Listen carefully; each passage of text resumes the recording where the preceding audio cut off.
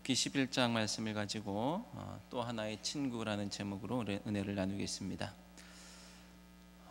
한 13, 14년 전쯤에 개봉했던 영화인데요, 에린 브로코비치라는 영화가 있습니다.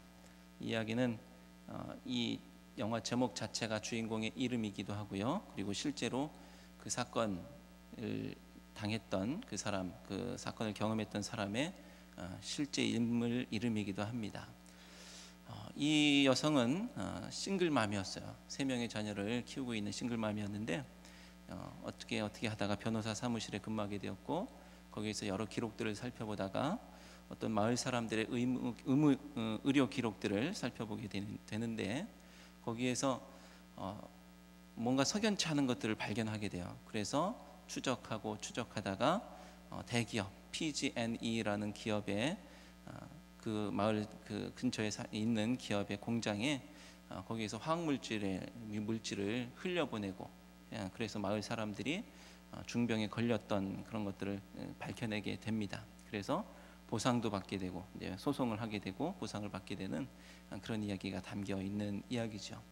영화는 PG&E라는 그 실제 기업 이름을 그대로 사용했고, 또 주인공 이름도 영화 제목도 실제 그 당사자 이름을 그대로 사용했던 그런 이야기가 있습니다. 자, 여러분 모두 휴대폰 하나씩 가지고 계실 텐데요, 저도 1998년도 걸면 걸리는 걸리버를 개통하면서 삐삐 이후로 휴대용 개인 통신 길에 접어들었습니다. 이후로 저는 휴대폰을 제가 사서 쓰기보다는 제 아내나 아니면 다른 사람들이 쓰는 폰들을 바꿀 때 남게 되는 폰들을 주로 사용하게 되었어요. 그래서 지금까지 한 2번 정도 폰을 구매한 것 같아요. 자, 이 폰 얘기를 했는데 여러분들 폰이 궁금합니다. 재미있을 것 같아요. 여러분 사실대로 이실직고 하시면 제가 조사할 테니까 내가 무슨 폰을 쓰고 있는지, 어느 회사 폰을 쓰고 있는지 한번 손들어서 표시해 주시면 좋을 것 같아요. 여러분도 궁금하시죠? 내가 LG 전화기 쓰고 있다. LG 손 들어보세요. 그 정도 되네요. 네. 자, 이번에는 삼성 손 들어보세요. 삼성. 삼성이 월등히 많네요. 내리시고, 그리고 삼성도 LG도 아니고 다른 폰, 뭐 펜텍이나 아이폰이나 손 들어보세요. 내리셔도 되겠습니다. 자, 여러분들이 삼성을 먹여 살리고 계십니다. 자, 이 조사는 아무래도 휴대폰뿐 아니라 냉장고, 세탁기, 뭐 TV 이런 것들에서도 비슷할 것 같아요. 물론 LG가 조금 비중이 높이 올라가긴 하겠지만 비슷할 것 같아요. 삼성을 우리 국민들이 먹여 살린다 해도 과언이 아닐 것 같습니다. 자, 국민들이 삼성이라는 기업을 이렇게 사랑하고 먹여 살려주고 있죠. 그래서 삼성에 취직했다 하면은 사람들이 고시를 통과한 것처럼 정말로 집안의 경사고, 마을의 경사고, 학교의 경사고, 현수막까지 걸어가지고 우리 마을에 두고 삼성에 취직했다 이렇게 붙이기도 합니다. 어쨌거나 오늘날 우리 사회에서 삼성이라는 기업이 단순한 기업 이상의 위상을 가지고 있고, 그리고 비중과 영향력을 가지고 있는 것은 사실이죠. 그래서 나아가서 삼성은 권력이 되었다라고도 합니다. 삼성이 권력을 행사하는 가장 대표적인 방법 중에 하나가 광고입니다. 광고계 아주 큰 손이죠. 그래서 방송, 신문, 이런 언론 등은 광고 수입을 가지고서 이제 회사를 운영하는 비중이 아주 높죠. 광고계의 가장 큰 손이기 때문에 삼성은 삼성에 대해서 이 언론에서는 비판적인 어떤 기사를 쓰거나 할 수가 없어요. 그랬다가는 광고를 안 해줘요. 그러면은 광고 안 해주면은 회사 운영이 좀 어려워지는 그런 수가 있습니다. 자, 삼성이 또 세상을 움직이는 방법 중에 하나가 이것은 뭐 공공연한 비밀이라고 해야 되나요? 아니면은 아무튼 뭐 김영철 변호사나 이런 분들이 밝혀내고 또 엑스파일 해가지고 드러났던 일들이죠. 뇌물이라는 것이 있습니다. 뇌물. 검찰, 국회의원, 그리고 정관계에 있는 많은 사람들을 관리하고 있는 것이죠. 정기적으로 떡값 검사 이런 거 많이 들어보셨을 겁니다. 관리하고 있는 그런 모습. 그래서 현재 대한민국은 정치 권력 위에 경제 권력이 있다 이런 얘기도 합니다. 그래서 어떤 영화의 대사에서는 정치는 표면이고 경제가 본질이다, 그 뒤에 있는 이야기를 또 말하고 있는 것이죠. 딱 2년 전으로 딱 2년 전의 일인데요. 그린피스 스위스라는 단체하고 그리고 스위스의 시민단체였던 단체인 베른 선언이라는 단체가 세계 경제 포럼에 맞춰서 다보스에서 발표한 어떤 기록이 있습니다. 순위가 있습니다. 세계 최고의 악덕 기업을 뽑는 그런 시상하는 그런 공공의 눈이라는 시상이었어요. 거기서 삼성이 3위를 차지했습니다. 3위. 우리가 사랑하는 삼성이 세계에서 3위라는 아주 경이적인 성적을 거두어서 많은 분들이 자랑스러우실 수도 있겠는데요. 하지만 우리를 더욱 안타깝게 하는 것은 1위를 할 수 있었는데 겨우 3위를 한 거예요. 1위를 할 수 있었는데 이 순위는 인터넷 투표를 통해서 매겨지게 되었는데 사람들이 이 기업은 이런 문제가 있다라는 것을 이렇게 밝혀내고 이 회사들 중에 어느 회사가 더 악덕 기업입니까? 라고 전 세계 네티즌을 위해서 대상으로 투표를 하는 것이었죠. 그래서 삼성은 계속 중간 집계까지 1등을 달리고 있었어요. 1등을 달리고 있었는데 중후반으로 이제 넘어가면서 갑자기 한국 IP, 그러니까 한국 사람들이 이제 투표를 하는 거죠. 한국 IP가 아주 집중적으로 와서 투표를 하면서 점점 순위가 2등, 3등으로 처지게 되는 1등을 달리고 있다가 3등으로 처진 그런 결과가 되었습니다. 자, 삼성이라는 기업이 세상에서는 자랑스러운 기업이라고 여겨지기보다는 세상에서는 또 악덕 기업이라고 불리기도 합니다. 안 그래도 선두권 기업이었는데 선두권 악덕 기업이었는데 세계를 더욱 경악하게 하는 것은 투표 조작을 통해서 순위 조작에 정황이 있었다라는 것이 확연하게 드러난 그런 사실이었죠. 자, 그럼 왜 삼성은 악덕 기업의 오명을 쓰게 되었을까라고 할 때요. 그것은 그들이 삼성을 악덕 기업 후보로 올린 이유가 있는데요. 노조 탄압 그리고 삼성 반도체 노동자 사건 이 두 가지를 가지고서 후보로 올렸더군요. 여러분 만약에 여러분의 장성한 딸이 입사한 지 한 2년 만에 갑자기 백혈병에 걸려서 죽었다라고 하면 어떠시겠어요? 슬프겠죠. 갑자기 다 키워놓은 딸이 죽었습니다. 근데 딸아이가 다니던 직장에서 같은 질병에 걸린 사람이 여럿 더 있더라 라고 할 때 여러분 마음은 물음표 의아할 수도 있을 거예요. 그런데 발병 확률이 비슷한 어떤 다른 대조군에 비추어서 볼 때 비교해 봤을 때 그 눈에 띄게 아주 높은 수준으로 발병이 일어났다라고 한다면 그 일터에 뭔가 문제가 있는 것이 확실할 겁니다. 삼성 반도체 노동자 사건이 세상에 알려진 것이 이 삼성 반도체 기흥 공장에서 반도체 원판, 이 웨이퍼라고 하는 그 원판을 화학물질 어떤 혼합물로 담갔다가 빼는 작업을 담당했었던 고 황유미 씨가 이 백혈병으로 숨진 2007년입니다. 황유미 씨가 숨지고 이 아버지 황상기 씨는 화학물질 노출이 백혈병의 원인이다라고 의혹을 제기했고 다른 여러 피해자들을 확인하고 대책위원회가 꾸려지게 됩니다. 만약 다른 사람들이 나랑 똑같이 아프다는 것을 몰랐다고 한다면 그저 운이 안 좋아서 병에 걸렸겠거니 이렇게 생각을 했겠죠. 백혈병 큰 병이지만 우리 집에 우리 아이에게 개인적인 그런 일이었겠거니 운이 안 좋았겠거니 이렇게 생각했을 겁니다. 아마 드러나지 않아서 그렇게 죽어난 사람들도 많이 있었을 거예요. 반도체 산업은 특성상 발암물질 또 독성 화학물질들을 다루게 되어 있는데 삼성 반도체는 거기에서 근무하는 노동자들에게 이 백혈병과 희귀 질병들이 다발적으로 발생하게 되었던 것이죠. 이것이 근무 연관성이 입증되지 않아서 산재 처리가 되지 않았고 삼성도 회사의 과실을 인정하지 않았습니다. 제가 2007년에 산업재해 신청을 했지만 2009년에 최종적으로 거부되었고 그리고 2010년에 행정소송이 제기되었고 그리고 1심 판결이 2011년 6월 달에 났는데 재판부는 고 황유미 씨 그리고 이수경 씨의 백혈병을 직업병으로 인정해서 그리고 유족 측의 승소가 판결로 났습니다. 이것이 전 세계적으로 반도체 노동자가 인정받은 최초의 산업재해 사례라고 합니다. 물론 항소심이 지금 진행 중이긴 하지요. 자, 바로 이 사건의 주인공이 고 황유미 씨 그리고 산재 인정과 노동자 인권을 위해 피땀 흘려 싸워온 택시 기사를 하면서 딸을 위해서 그렇게 싸웠던 이 황상기 씨 이야기를 담은 영화가 만들어졌습니다. 하지만 삼성의 비판적인 기사도 쓸 수 없는 마당에 그런 영화가 극장에 쉽게 걸릴 수는 없는 것이겠죠. CGV가 한 해 동안 삼성으로부터 받는 광고 수입이 100억 정도 된다 그래요. 100억. 지금은 삼성하고 CJ가 이제 서로 소송하고 있는 상황이기 때문에 그 광고가 많이 빠져서 뭐 어떻게 될지 모르겠지만 그 전에는 100억 정도의 수입이 광고 수입이 삼성에서 CJ로 넘어갔다고 합니다.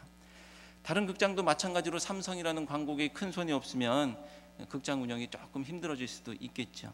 그러니 이런 영화를 쉽게 영화관에 걸기는 어려울 거예요. 그래도 지금 걸려서 그래도 선전하고 있는 중에 있습니다. 언제 상영이 중단될지는 모르겠지만 그렇게 보셔야 된다고 한다면 서둘러 보셔야 될 거예요. 그 영화가 바로 열흘 전 지난 2월 6일 날 개봉한 또 하나의 약속이라는 영화입니다. 또 하나의 약속. 마치 제가 서두에 말씀드린 에린 브로코비치라는 사람이 PG&E라는 기업을 상대로 싸워서 만들어졌던 이 에린 브로코비치라는 영화하고 비슷한 느낌의 영화인 것이죠. 자, 욥기를 계속 살펴보고 있는데요. 욥기는 1장, 2장 또는 3장까지를 서론으로 구분합니다. 서론에서는 전체적인 세팅을 하게 되고요. 그래서 그 이후에 욥의 친구들과 욥의 논쟁이 3번에 걸쳐서 반복되고 있는 이야기를 그 내용의 주된 뼈대를 가지고 있는 그런 성경입니다. 4장과 5장에서는 욥의 첫 번째 친구 엘리바스가 책망과 권면을 하게 되고 6장과 7장에서 욥이 결백을 주장하고 하나님께 호소하고 있습니다. 8장에서는 두 번째 친구 빌닷이 욥에게 충고하고 있고 또 그리고 9장 10장에서는 욥의 항변 그리고 욥의 탄식이 이어지고 있습니다. 이제 11장이 되었고 드디어 욥의 또 하나의 친구 소발이 등장합니다. 또 하나의 친구. 욥기 11장은 총 20절로 이루어져 있고요. 그 내용에 따라서 총 3부분으로 나눠서 볼 수가 있겠습니다. 1절부터 6절까지 그리고 7절부터 12절까지 13절부터 20절까지의 말씀이죠. 11장의 첫 부분에 해당하는 1절에는 나아마 사람 소발이 대답하여 이르되라고 하면서 소발의 첫 번째 등장에 대해서 알립니다. 보통 첫 등장은 부드러운 모습으로 시작해서 본색을 드러내게 되고 그리고 비판하는 것이 그런 모습인데 소발은 첫 등장부터 아주 폭발적입니다. 엘리바스의 그리고 빌닷의 등장에 비교해 보면 그 차이를 쉽게 알 수가 있는데요.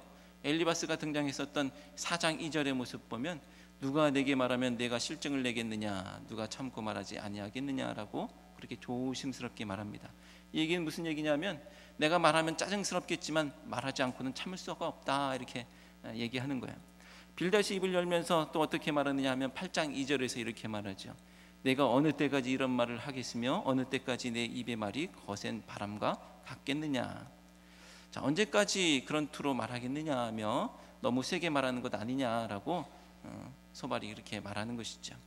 빌닷이 말하는 것이죠. 자, 그런데 오늘 소발이 등장하면서 처음부터 아주 짜증을 제대로 부리고 있어요. 소발은 엘리바스와 논쟁하는 욥의 이야기 그리고 빌닷과 논쟁하는 욥의 이야기를 듣고 계속 들으면서 할 말이 계속 올라왔었던 것 같죠. 그렇게 마음속에 사귀고 있다가 드디어 자기 차례가 된 거예요. 그래서 2절 말씀에 이렇게 말하죠. 말이 많으니 어찌 대답이 없으랴라며 쏘아 붙이기 시작하는데요. 이 말이 많으니 어찌 대답이 없으랴, 이것을 세번역에서는 이렇게 번역하죠. 내가 하는 헛소리를 듣고서 어느 누가 잠잠할 수 있겠느냐. 말이면 다 말인 줄 아느냐라고 말합니다. 하지만 욥의 말은 헛소리도 아니고 말이 많다고도 보기 어렵습니다. 왜냐하면 욥이 당한 고난에 비하면 욥이 하고 있는 이 말들 최소한의 자기 위안에 불과한 것일 수밖에 없는 것이고 그리고 대신에 또 반대로 소발은 오히려 욥이 자기가 범한 죄보다 더 가벼운 벌을 받고 있다라고 말하고 있는 상황이에요. 하나님께서 너로 하여금 너의 죄를 잊게 하여 주셨음을 알라라고 6절에서 말하고 있죠. 이것을 세번역에서는 너는 하나님이 내게 내리시는 벌이 내 죄보다 가볍다는 것을 알아야 한다라고 말하죠. 욥이 볼 때 욥은 자신의 처지에 비추어 현저히 절제된 표현을 하고 있는 것인데 엄청난 상상할 수 없는 이유도 알지 못하는 이 상황 가운데 당하는 고난에 대해서 철저히 아주 절제된 표현을 하고 있어요. 자기가 볼 때는. 근데 소발이 볼 때는 하나님은 욥이 죄에 비해서 벌 아주 적게 내리고 계시다라고 말하고 있는 것이죠. 소발의 감정이 폭발하여서 계속 이야기가 됩니다. 4절 6절 말씀을 정리하면, 4절부터 6절까지의 말씀을 정리하면, 너는 너 스스로 옳다고 주장하지만 하나님께서 내가 미처 모르는 지혜의 오묘함을 보여주시면 부끄러워서 어쩔 줄을 모를걸, 이렇게 묻고 말하는 것이죠. 하나님이 어떤 분인데 무고한 사람에게 벌을 주실 리가 있겠느냐. 하나님은 그럴 뿐이 아니다. 분명히 너에게 문제가 있는 것이지 하나님의 지혜, 하나님의 능력에는 아무 문제가 없다라는 거예요. 자, 두 번째 단락은 7절부터 시작됩니다. 측량할 수 없는 하나님의 오묘함에 대해서 설명하는 것이죠. 8절 9절에서 높고 깊고 길고 넓은 이 오묘함에 대해서 말합니다. 그 하나님께서는 11절 같은 분인데요, 어떤 분인가요? 누가 허망한지 아시고 악을 다 분간하시는 분.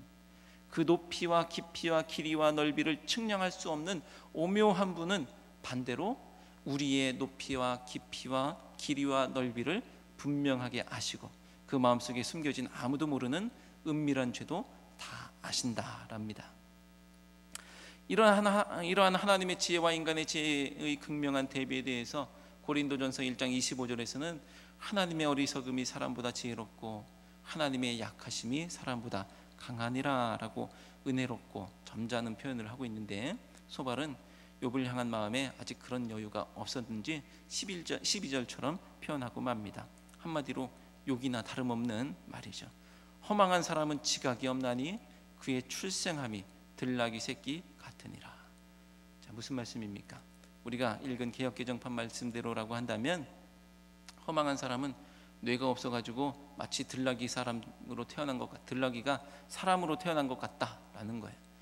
너 사실은 사람 아니고 들나귀지, 뇌 없는 그냥 동물과 같은 그런 존재 아니야? 이런 얘기죠. 12절 말씀은 난해한 구절인지 다른 번역에서는 좀 명쾌하게 비슷하게 번역되는 것은 아니고요. 새 번역에서는 미련한 사람이 똑똑해지기를 바라느니 차라리 들나귀가 사람 낳기를 기다려라, 이렇게 얘기하고, 공동 번역에서는 거짓된 사람도 제정신이 들 때가 오는 법, 들나귀도 길이 들지 않는가. 너도 언젠가는 제정신 들겠지라고 말하고 있는 거예요. 어쨌거나 모두 하나님의 오묘하신 지혜 앞에서 자신의 죄를 인정하지 않는 욥의 미련함을 꼬집고 항의하는 표현인 것은 분명합니다. 마지막 세 번째 단락은 13절부터 20절까지의 말씀인데요, 13절 14절의 전제 조건과 그리고 15절 19절까지의 이 보상, 너 이렇게 하면 이렇게 복 주실 거야, 그리고 20절이라는 그렇지 않을 경우 받게 될 재앙, 이것을 보여주고 있습니다. 한마디로 회유와 협박. 너 돌이키면 이런 복을 받게 될 거야, 하지만 안 그러면 어떻게 되는 줄 알지. 어떻게 보면 거칠게 나오던 소발이 좀 부드러운 듯 강하게 욥을 회유하고 협박하는 부분이죠. 길게 설명드린 이 욥기 11장의 이야기를 보면 보다 더 함축적으로 정리하면 이런 것입니다. 소발은 욥이 자신이 당하는 고난을 자신의 죄 때문인 것으로 인정하지 않고 그 책임을 하나님께 돌리고 있는 것이 못마땅한 거예요. 그래서 하나님은 그럴 뿐이 아니고 하나님의 지혜의 오묘함을 그렇게 이야기하는 것이죠.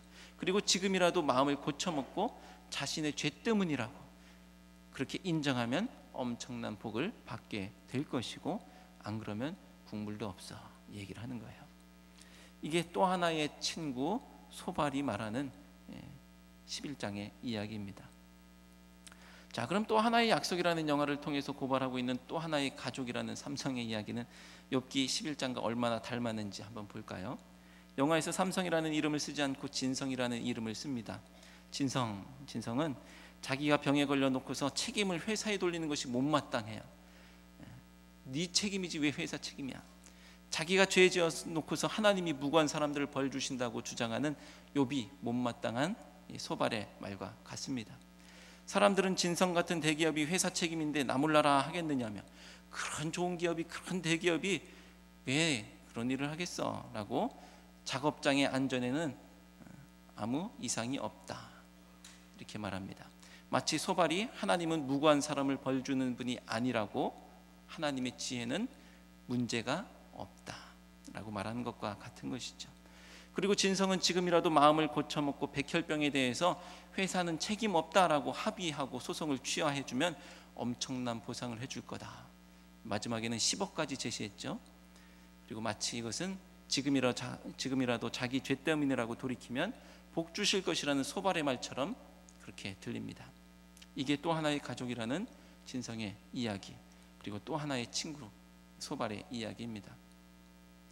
인과응보의 논리 안에서 소발의 말은 다 맞는 것 같아요. 그렇지만 개발지상주의, 성장지상주의, 낙수효과 이론 안에서 회사가 하는 말은 다 맞는 것 같죠. 어떻게 근로기준법을 다 지키면서 일을 하느냐, 회사가 커지고 회사가 잘 되면 직원들에게도 다 좋은 일이 아니냐. 하지만 욥에게 소발의 말이 잔인했던 것처럼 노동자들에게도 그 말들은 좀 잔인한 말로 들렸던 것이죠. 고용노동부와 삼성 그리고 법원은 산재 책임이 회사에 있다는 것을 노동자가 직접 입증하라고 말합니다. 노동자가 그것을 입증해라. 영화에는 법은 강자가 자기들을 보호하기 위해서 만든 것이라는 푸념이 나오는데 마치 정말 그런 것 같죠. 어떤 것도 마음대로 드나들 수 없는 그 회사 구석구석을 어떻게 다니면서 그것을 입증할 것이며, 영업비밀이라고 하면서 그 무슨 약품을 썼는지 다 가르쳐주지도 않고 비밀에 붙이는 그 상황 속에서 어떻게 원인을 밝힐 수가 있겠느냐란 말이죠. 그러면서 말하기를 욥의 친구들이 하나님은 그럴 뿐이 아니라고 말하는 것처럼 큰 회사 그런 회사가 그럴 리가 있느냐. 작업장에서 노동자가 유해 물질에 노출될 확률은 없다라고 그런 말만 반복하고 있습니다. 황유미 씨의 아버지 황상기 씨는 이 대한민국 제1의 대기업과 맞서서 문제 제기를 했을 때 아무도 자기 이야기를 들어주지 않았다고 그렇게 흐느낍니다. 지금 욥의 이야기를 듣고 공감하고 그를 위로하고 있는 사람은 누구입니까? 또 하나의 가족이라고 말하는 삼성이 황상기 씨의 이야기를 듣지 않고 인정하지 않은 것처럼 최소한 이 욥의 세 친구도 욥의 이야기를 듣고 그를 위로하고 인정해주지 않았어요. 아무리 또 하나의 가족, 또 하나의 친구라고 말해봐야 말만으로는 아무 소용이 없는 것이죠. 하지만 우리에게 또 하나의 친구가 계신데 그분이 바로 예수 그리스도인 줄로 믿습니다. 소발이라는 또 하나의 친구라는 홀만 뒤집어 썼을 뿐 실제로는 쏟아낸 말들이 욥에게 상처되는 말들이었죠. 자기가 볼 때 허물이 있어 보여도, 그리고 죄가 있어 보여도 친구라면 함부로 정죄할 수가 없는 것이죠. 세상의 모든 사람들이 손가락질을 해도 친구라면, 또 하나의 가족이라면 그를 품어줘야 하는 것이죠. 죄인을 핀잔 주는 것은 쉽고 정죄하는 것은 쉽고 죄인을 재판하는 것은 정말 쉽지만 용서하고 품어주고 사랑하는 것은 어려운 것이기에 더욱 어려운 길을 선택해야 하는 것이죠. 로마서 5장 6절 8절까지의 말씀에 이렇게 말씀합니다. 우리가 아직 연약할 때에 기약대로 그리스도께서 경건하지 않은 자를 위하여 죽으셨도다. 의인을 위하여 죽는 자가 쉽지 않고 선인을 위하여 용감히 죽는 자가 혹 있거니와 우리가 아직 죄인 되었을 때에 그리스도께서 우리를 위하여 죽으심으로 하나님께서 우리에 대한 자기의 사랑을 확증하셨느니라. 자, 예수 그리스도께서 바로 우리가 아직 죄인 되었을 때에 우리를 위해서 죽으셨습니다. 요한복음 15장 13절 말씀에 사람이 친구를 위하여 자기 목숨을 버리면 이보다 더 큰 사랑이 없나니라고 말씀합니다. 예수 그리스도야말로 죄인인 우리를 위해서 목숨을 버리신 진정한 또 하나의 친구인 줄로 믿습니다.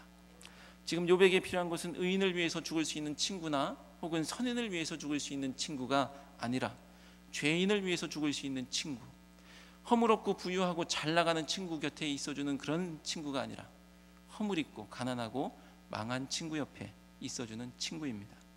지금 욥에게 필요한 것은 누구나 할 만한 사랑이나 누구나 할 수 있는 위로가 아니라 할 만하지 않은 상황 중에 사랑과 위로인 것이죠.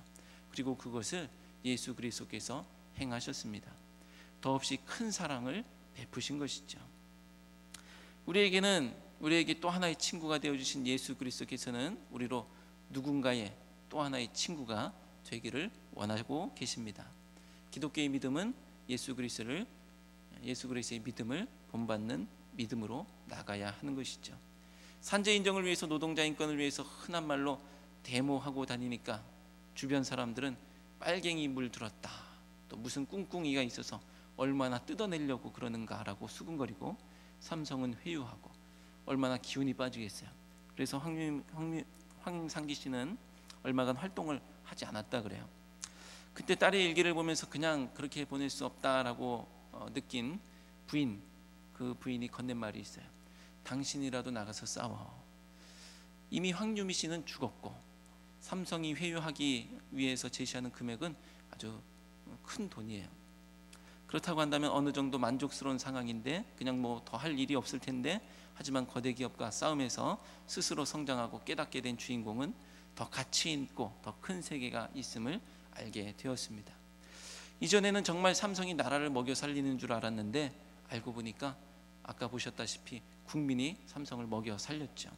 그 큰 회사가 설마 그러겠느냐고 생각했고, 신문에 나오면 다 진짜인 줄 알았고, 법이 약자를 지켜주는 줄 알았고, 정말 또 하나의 가족인 줄 알았지만 이제 그 뒤에 숨겨진 진실에 눈을 떠가는 것이죠. 비록 딸은 잃었지만 더 큰 세상을 얻은 것입니다. 또 하나의 약속이라는 영화 속에 멍게 이야기가 나옵니다. 멍게가 처음에는 동물이다가 나중에는 자기 뇌를 소화시키고서는 식물처럼 되어버린다는 이야기예요. 영화에서는 식물이다, 동물에서 식물로 되었다라고 이 무식한 아버지의 그런 표현으로 나오고 있는데, 저는 멍게에 대해서 잘 모르기 때문에 뭔지는 모르겠어요. 그런데 동물이 식물이 되어 될 일은 없겠죠. 다만 멍게의 특성 때문에 사람들이 그런 얘기를 하는 것입니다. 멍게는 척색동물문, 해초강, 측성 해초목의 무척추 동물입니다. 그런데 이 멍게가 유생일 때는 올챙이처럼 헤엄쳐 다닌다 그래요. 그런데 성체가 되면 바위에 붙거나 해저 바닥에 이 흙 속에 파묻혀서 움직이지 않고 산다 그럽니다. 멍게의 이야기는 젊은 시절에는 정의감에 불타고 대의를 위해서 분노하고 불의를 보면 참을 수 없었던 사람들이 어느 순간 자기의 뇌를 먹어치우듯 자신의 양심과 정의감 같은 것들을 다 씹어먹고 진실은 눈 감고 불의에 못 본 척하고 오로지 가족의 안위, 경제적인 안정, 내 밥그릇만 생각하고 더 이상 움직일 생각은 않고 땅속에 뿌리 박은 것 같은 어떤 기성세대들, 어떻게 행할 것인가 관심이 없고 어떤 복만 받을 것인가에 관심이 있는 교인들을 그들의 삶에 대해서 생각하지 않을 수 없게 하는 그런 말이죠. 내가 그러고 있지는 않은가 한번 돌아볼 필요가 있습니다. 나도 누군가의 또 하나의 친구가 되어주기보다는 그냥 현실에 안주하여 뿌리박고 뇌 없는 멍게처럼 눈 감고 있지는 않은가라는 것이죠. 몇 주 전에 삼성 컴퓨터를 AS 받은 적이 있습니다. 우리 사무실에 있는 컴퓨터 중에 뭔가 문제가 있어서 AS를 받았고, 그것을 처리하는 중에 교회 기사님이 오셔가지고 제 키보드에도 좀 문제가 있어서 그걸 교환해달라고 신청을 했어요. 구두로. 그분은 받아서 적어서 가셨는데, 그런데 몇 주가 지나서 조치가 안 돼요. 그래서 다시 전화했더니 깜빡했다는 거예요. 그래서 조치해달라고 그렇게 말하고 또 기다렸습니다. 근데 또 조치가 안 되고 있어요. 또 그래서 전화했더니 깜빡했다고. 그래서 또 조치 좀 해달라고 그랬더니 직접 전화로 거시는 게 낫겠다 이렇게 얘기하시는 거예요. 그래서 전화를 했습니다. 그 콜센터 같은 데 전화를 했죠. 자, 화를 낼 수도 있는 상황이었지만 왠지 그럴 수가 없더라고요. 왜냐하면 작년 10월 31일 싸늘한 주검으로 발견된 이 스스로 목숨을 끊었다는 고 최종범 씨라는 분의 이야기를 알고 있었기 때문에 그래요. 이분은 삼성전자 서비스 협력업체 직원이었는데 실질적으로는 불법 파견 근로자였죠. 삼성전자 서비스 기사들은 고객과 회사 사이에서 받는 이 스트레스 때문에 엄청나게 이제 힘들다 그러죠. 그리고 20년을 근속해도 200만 원 받기 힘든 임금 체계, 그런 얘기를 들었습니다. 우울증, 공황장애 또는 뭐 이런저런 정신질환에 시달리고 고층 아파트 에어컨 설치하다가 보면 문득 저기를 뛰어내리고 싶은 충동을 느끼는 것이 한두 번이 아니다라고 그렇게 이야기합니다. 그리고 그에 앞서서 알려지지 않은 그 전에 한 해 전에 또 투신 자살했던 삼성전자 서비스 기사 이야기도 있어요. 평소에 고객들의 불평, 회사의 압박 사이에서 스트레스를 많이 받았고 적은 월급으로 생계를 유지하기가 어려워서 회사를 그만뒀다가 또 너무 힘드니까 또 들어왔다가 스트레스 받고 또 이거 두세 달 지나다가 복직한 지 두세 달 후에 그렇게 몸을 던진 것이죠. 또 한 분은 몸의 이상을 느껴가지고 회사에 무급 휴가를 여러 차례 신청했지만 재차 반려되었던, 그래서 결국은 뇌출혈로 사망했었던 서비스 기사 이야기들이 있습니다. 뇌출혈로 쓰러진 노동자도 죽기 전 얼마 전에 뭐 고객들 평가가 안 좋아가지고 11시까지 뭐 대책서라고 해서 흔히 말하는 심할서나 아니면 반성문 같은 것이죠. 그런 걸 쓰다가 퇴근했다고 그러고요. 또 어떤 경우에는 평점이 안 좋은 노동자들에게는 역할극 같은 것을 시켜서 실제로 소비자와 그런 대면하는 그런 역할극 이런 것들을 하면서 회사가 괴롭히는 그런 이야기들이 있습니다. 자, 내막을 모르는 사람들이나 회사 사람들은 이렇게 말하죠. 불친절했으니 교육받았겠지. 더한 시절도 이겨냈는데 너희들은, 이 젊은 것들은 정신력이 썩어 문드러져서 그런 것들 가지고 못 견디느냐. 허리띠 졸라매고 잘 살아봐야지 왜 죽어. 빚에 또 쪼들렸겠지. 뭐 이런 여러 가지 이야기. 씀씀이가 얼마나 해뻤으면 그러겠어. 다 노동자 개인의 책임으로 떠넘기는 이야기들입니다. 하지만 사람이 한 명, 두 명 계속 죽어나가면 거기는 뭔가 문제가 있는 것이죠. 그들에게 또 하나의 친구가 되어 주시는 것이 우리가 예수님을 본받는 자의 믿음의 삶을 살아가는 사람들로서 우리가 해야 할 일인 줄로 믿습니다. 우리가 이렇게 하는 것은 어떨까요? AS 센터 다녀오셨다면 웬만하면은 최고 평점을 주세요. 거기 평점하는 거 있잖아요. 전화가 와서 서비스는 만족하셨습니까? 전화 받으셨죠? 그럼 우리가 뭐 최하점 준다고 해서 뭐 특별한 그런 거 없죠. 웬만하면 최고 평점을 주시면 좋을 것 같아요. 또 감정 노동자들, 텔레마케터나 영업사원 아니면 마트나 이런 데 있는 캐셔 같은 분들, 그들에게 따뜻한 말 한마디 건네는 거, 그것도 우리가 할 수 있는 작은 일일 겁니다. 거창한 무언가를 하기 어려울 수도 있습니다. 하지만 그저 들어주고, 그분이 황상기 씨가 아무도 내 말을 들어주지 않았다라고 그렇게 말하는 것 앞에서 우리가 할 수 있는 일이 들어주는 것, 그것도 우리의 큰 일이다라는 것을 우리가 알 수 있는 것이죠. 어떤 일이 벌어지면, 세상에서 일이 벌어지면 저놈들 또 돈 받아 먹으려고 저러고 있겠거니 그러지 마시고 무슨 일인가 한번 잘 관심 가져 주시는 것도 우리가 할 수 있는 일일 겁니다. 또 한 가지, 또 액션 영화, 또 겨울왕국 이런 것도 좋지만 또 하나의 약속, 이것도 봐주시는 것도 한번 우리가 할 수 있는 좋은 일 중에 하나일 것 같습니다. 자, 그러면 이 땅에 오셔서 죄인 되었을 때 우리를 위해서 십자가 지신 진정한 친구 되시는 예수님께서 꿈꾸시던 나라, 그 나라가 이 땅에 비슷하게 이루어지지 않을까요? 기도하겠습니다.